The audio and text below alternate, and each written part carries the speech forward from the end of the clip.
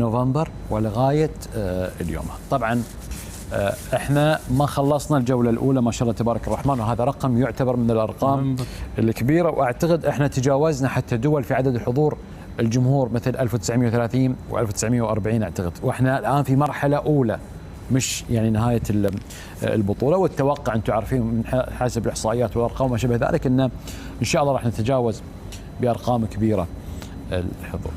اللي أبغى أقول لكم إياه أو خطابي اليوم وكلامي لجمهورنا القطري يا هالقطر، ما من مباراة نقلناها في هاليومين إلا شفنا الجماهير تارسة الملعب. أي مباراة، أعطوني أي مباراة أشر عليها وأنت مغمض بقول لك كم عدد جمهور اليوم. في مباريات تجاوزوا فيها، يعني مباراة السعودية والمنتخب الأرجنتيني هو العدد المسموح به والمعلن في استاد لوسيل 80,000، ولكن الطاقة الاستيعابية للاستاد الأوسيل أكثر من 88,000 وأكثر من 90,000، ولكن طبعا أوقات يستخدمون فيها بعض الشغلات وكذا، فبالتالي يوصل كرقم معلن 80,000. تخيلوا أن اللي يحضروا مباراة السعودية والأرجنتين 88,000، اللي يحضروا مباراتنا مع السنغال مع الإكوادور 66,000 أعتقد 67,000. اليوم مباراة المغرب وكرواتيا 59,407 أشخاص في استاد البيت اليوم. فكل مباراة احنا واصلين إلى الطاقة الاستيعابية التامة، يعني العدد كامل. مباراتنا مع السنغال أنا متأكد طبعا أن الكل شاري التذاكر، ولكن أتمنى حضورنا في هذه المباراة يكون مختلف. شلون يعني يكون مختلف؟ يعني إذا بنروح مباراة السنغال أنا بيفوز منتخبنا من خلالنا إحنا، خلال الجمهور. وشلون يعني نفوز نروح ننزل نلعب معاهم؟ إذا آزرنا وشجعنا وحمسناهم ووقفنا معاهم وتفاعلنا مع كل هجمة صغيرة وكبيرة مع صافرة الحكم ونقزة الحارس وكذا، احنا كأننا قاعدين نلعب معاهم في أرض الملعب. وممكن نكون رقم أساسي في المباراة، وممكن حتى نكون رقم 12 في المباراة في عدد اللاعبين. إذا كان بالنسبة لك تشوف أنه والله موضوع الغترة وكشخة الغترة عائق بالنسبة لك أنك أنت ما تشجع في المباراة، ما عندك أي مشكلة أنك تلبس تريننج سوت وتيشيرت منتخب بلادك.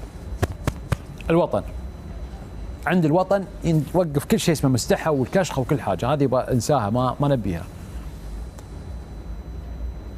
وياما شفنا جمهور موجود وهذه الغترة انحذفت وشفنا عقال انحذف لأن اللعيبة بيضوا وجهنا. فلذلك كل رجاء وكل أمان، أتمنى وأرجوكم رجاء خاص، روحوا الملعب، لا تقعدون في أماكنكم، شجعوا من بداية المباراة وحتى نهايتها. طالبكم طلبة، خلوا حضورنا في الملعب حضور مؤثر، خلوا حضورنا في الملعب لاعب هداف. احنا اللعيب، شفتوا لعيب هذه يتحرك من مكان لمكان، احنا لعيب مع لعيبتنا، هم في حاجة لنا واحنا في حاجة لهم. هم في حاجة ان واحد يشجعهم يوقف معاهم يازر معاهم ويحمسهم وكل شيء، واحنا في حاجة فوز. البطولة عندنا نبي نفوز. اليوم المنتخبات العربية بشكل سريع، السعودية فازت، تونس متعادل، المغرب تعادل، احنا الوحيدين اللي خسرنا. صار اللي صار، قدر الله ما شاء فعل. الآن المباراة الثانية ونغل الكورة بعدين في ملعب لعيبتنا. تعالوا يا لعيبة، احنا وقفنا معاكم وجينا الملعب وازرنا وشجعنا وخالد جاسم عور راسنا وسوينا اللي قال عليه. وينكم المباراة؟ في ذيك اللحظة نقدر ننتقد ونقدر نحاسبهم ونقدر نقول اللي نبي نقوله، بس احنا قاعدين في بيوتنا او في مجالسنا، او كل واحد فينا مش مفتكر فيهم، او رايح المباراة ما يبي يشجع، او حضر لي 20 دقيقة وطلع الملعب وتعال انت تتكلم. ما يصير احنا كذا في الواجهة، انتم كونوا معنا بعد في الواجهة. واني انا اقعد بعيد، معلش سامحوني يا الربع ارجوكم تحملوني، اني اقعد بعيد او في مكان ما وحاط ريل على ريل متكي طال عمري وش قهوه وشاي وذي وتعال بنتقد، ارجوكم خلينا نوقفها الحين، ان احنا كلنا صغيرنا وكبيرنا في مهمه وطنيه. كل واحد كان في هالبلد عليه مسؤوليه وواجبات قام فيها باكمل دور، من قياده الى اصغر واحد. اللي كان مسؤول عن الشوارع سواها، اللي كان مسؤول عن الجسور سواها، اللي كان مسؤول عن المترو سواه، اللي كان مسؤول، كل قائد ومواطن كبير مسؤول صغير كلنا نشتغل. الان بس الجمهور انه يحضر ويشجع ويآزر. انا يحس في خاطري ترى بكره اذا ما حضرنا مباراتنا مع السنغال او اذا حضرنا وسكتنا، بس ابيكم تنتبهون في من يتربص حق الشعب الحين. ايش معناته؟ والله هاي الشعب ما يفهم كوره، والله هاي الشعب ما له في الكوره، والله هاي الشعب مش مثقف. لا، احنا لازم نرد عليهم، ونرد عليهم مش نروح لهم قاعد نتهاوش معاهم وذي تعال انا احسن منك في الكوره. لا، انا اروح الملعب واراويه. هو كل شيء بالفعل وليس بالكلام. كل شيء ان انا لازم يعني رده فعلي تكون حقيقيه وطبيعيه، لان هذا منتخب وطنكم، هذا اكبر حدث يصير على كوكب الارض.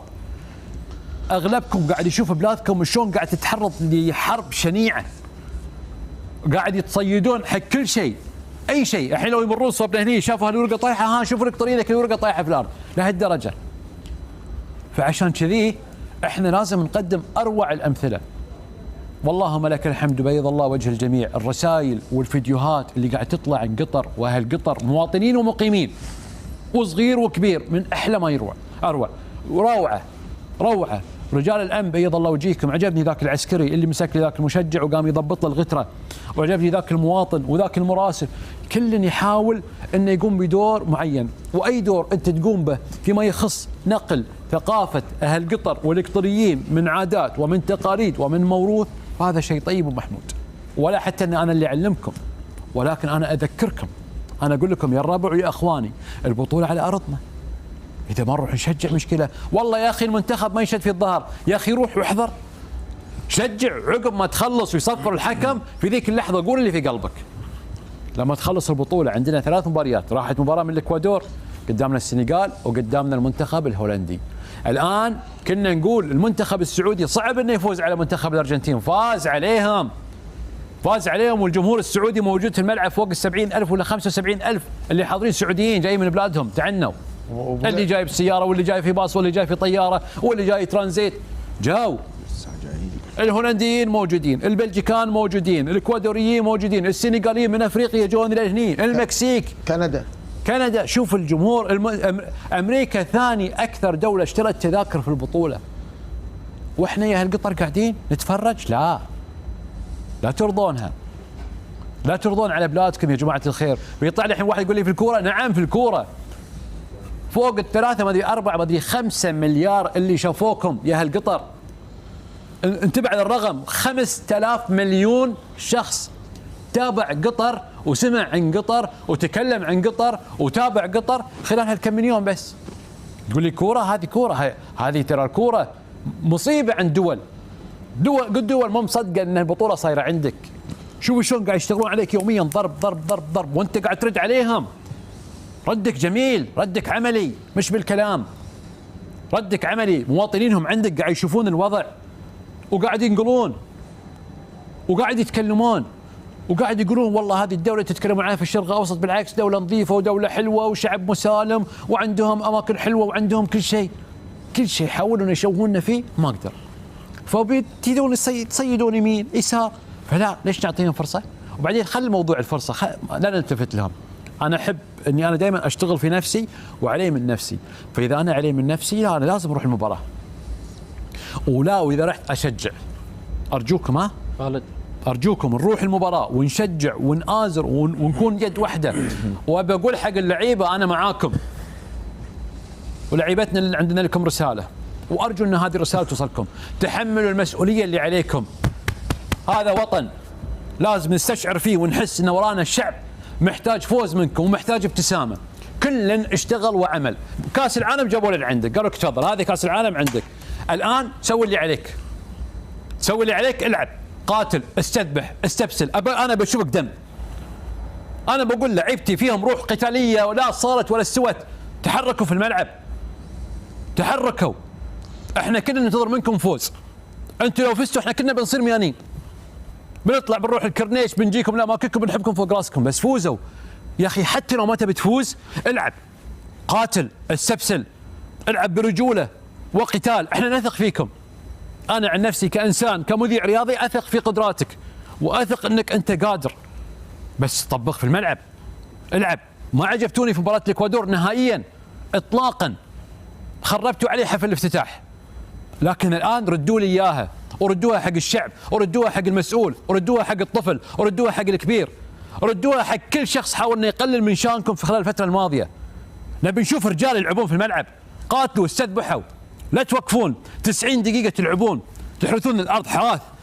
نبي نشوفكم، نبي نفتخر فيكم، نبي نقول بهاي لعيبه قطر، هذول هم اللي احنا ننتظرهم من 12 سنه لهاليوم، هذول هم ابطال اسيا. لا توقفون. انا هذه رسالتي لمواطنينا وربعنا واخواننا وللعيبتنا، بس ما عندي شيء ثاني. وارجوكم ثم ارجوكم ثم ارجوكم، احنا يد واحده كنا وما زلنا وسنبقى يد واحده وقلب واحد باذن الله، وقطر اولا واخر.